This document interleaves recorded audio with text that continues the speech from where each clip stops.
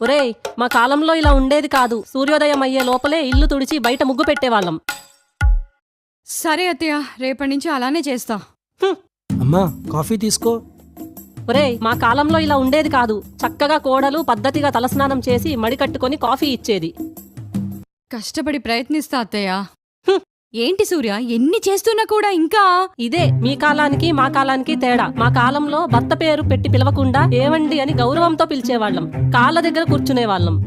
అత్తయ్య సరే అలానే చేస్తా. ఒరేయ్, బాగా ఉక్క పెడుతోంది, ఏసీ పెట్రా. హా, మీ కాలంలో ఏసీలు ఎక్కడివి? ఇదిగో విసురుకర్రా, విసురుకోండి.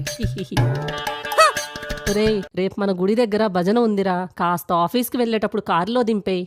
ఆ మీ కాలంలో కార్లు విమానాలు ఎక్కడివి? 2 కాళ్ల బండే కదా, చక్కగా నడుచుకుని వెళ్ళరండి. ఆరోగ్యానికి మంచిది కూడా.